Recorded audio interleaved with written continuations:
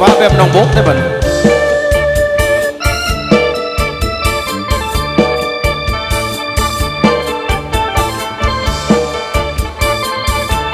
ผู้ใดบ่มีคู่ก็หาคู่ซะเด้อ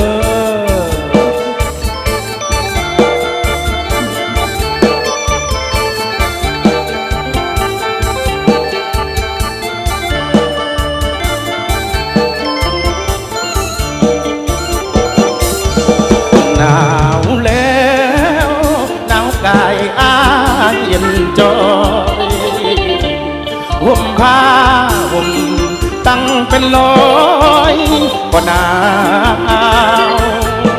โลกอับแสงมันใส่แสนปวดใจนอนบนบ่หนาวปันใดทิ้งไปมันก็บอกหนาวกายหนาวปานใดพอทนได้แต่หนาวใจมันก่อนนอนคือสิอุ่นหนาวแล้วนอนบ่ต้องโสดเลยแก้มจุนพูนแม่เนื้อละมุนเรือดองจะคอยสายได้ตัดสินใจแต่งงานเสียก่อนมาแต่งกับอายเงินทองจะเอาเท่าใดอย่ามัวแต่เลือกจากด้อยน้องเท่าแก่ตายสัญญาให้ไว้มาแต่งในเดือนมีนาเดือนมีนาอายจะมาใจได้บ่เด้อ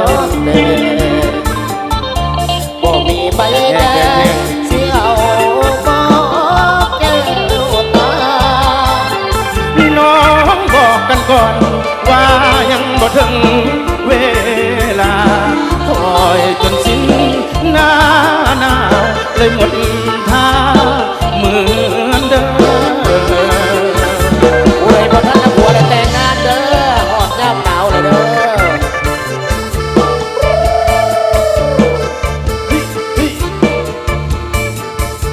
ขอบใจหลายๆเด้อมาไล่นำใจเด้อบ่ได้ค่าน้ำมันลดไปแต่แขกมือแรง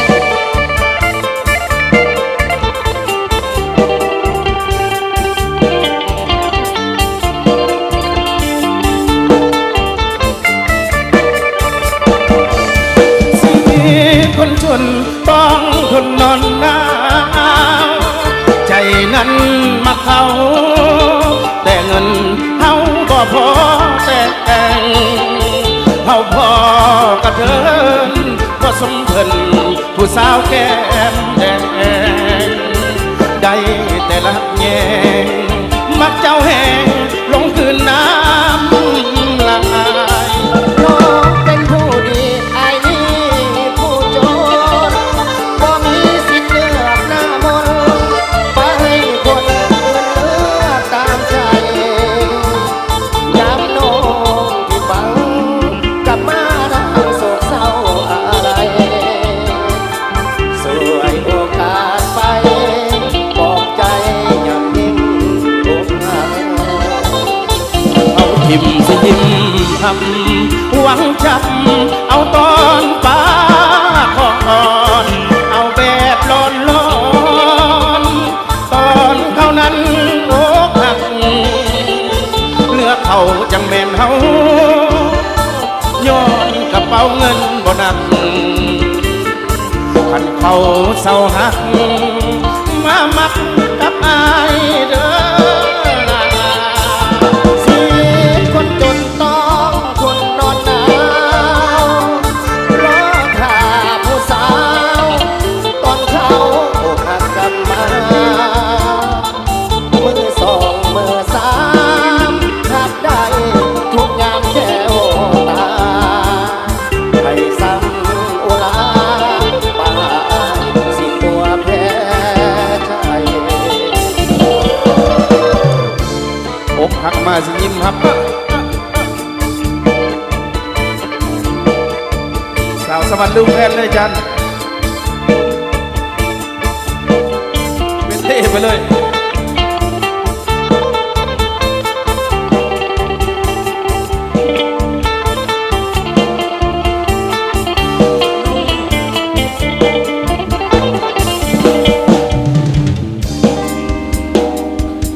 ขึ้นมาแล้วลงยากเลยบอก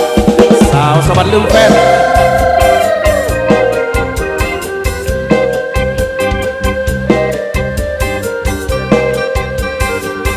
2025เตรียมเพลงใหม่เอาเลยพกเพลงมันเป็นอะไร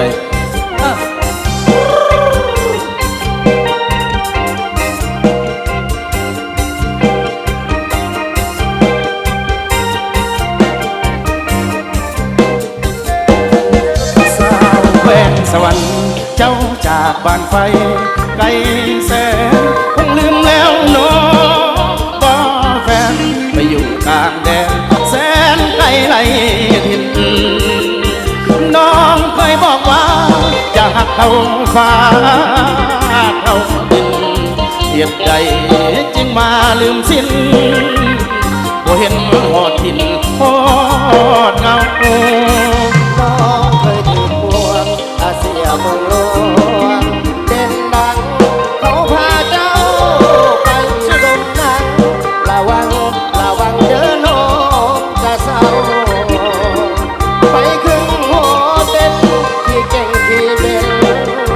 กับเขาระวังเดินเขาจะหลอกเขาขอวอนน้องเจ้าวันคืนบ้าน สายคนจนนี้ยังคอยเจ้าแม้นยามกินข้าวก็เฝ้าบังควรหวนหายิ่งเงินหมื่นแสนก็บ่เทียบแผนเจ้าได้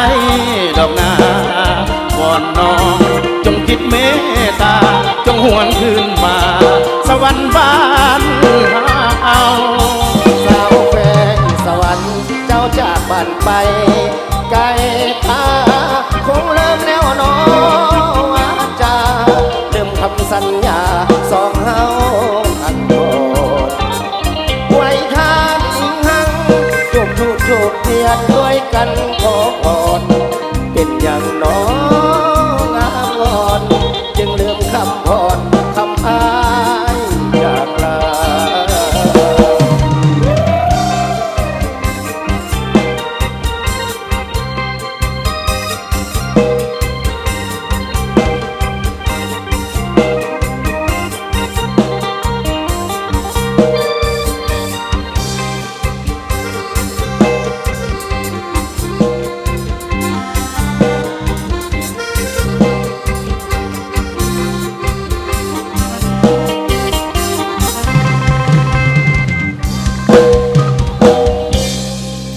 น่า1 2 3 4เห็นบอก